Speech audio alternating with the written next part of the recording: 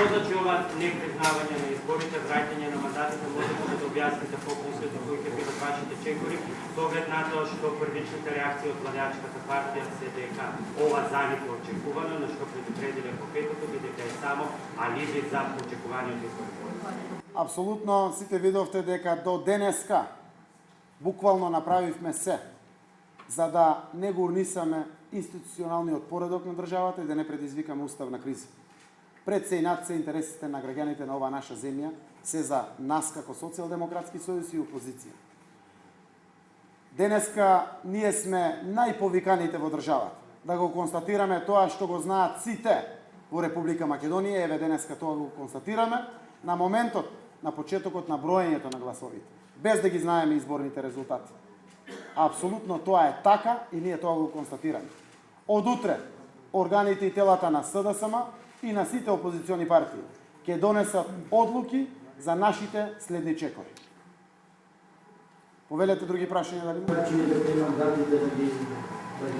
органите и телата на партијата, согласно статутот на партијата наша и на другите опозициони партии, секако ќе донесат одлуки. Сите варијанти се отворени. Се е отворено. Апсолутно ние рековме. Алиби на криминалот и плячката во државата и целосно урнисување на демократскиот аспект на фери демократски избори. Нема да дозволиме повеќе никогаш во Македонија да се случи.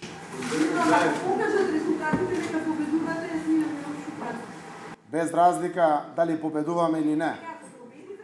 Ова е конечен став на Социјалдемократскиот сојуз и на опозицијата заради тоа што тоа е така во пракса.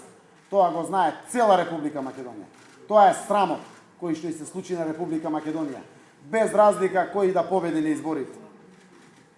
Чуму би му била ваква победа кога се урнисани основните уставни и законски принципи на демократска земја како што е Македонија, која што сака да биде како демократска земја, каде што апсолутно нема ниту фер, ниту демократски, ниту регуларни избори.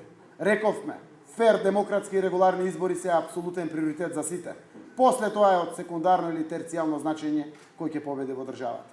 Господин Заев, колку време ќе дадете на владата за да организира своје видно заминување, за да дојде техничка влада која ќе ги спроведе другите избори кои ви ги барат? И што ако тоа не биде прифатено? Овој срам, кој што денеска беше кулминација на срамот што со години се случува на Македонија, апсолутно предупредува за многу брзи и итни реакции од страна на ВМРО ДПМН и владеачката коалиција. Заради тоа што секој одминат ден нанесува огромни штети врз нашата земја и врз граѓаните на Република Македонија.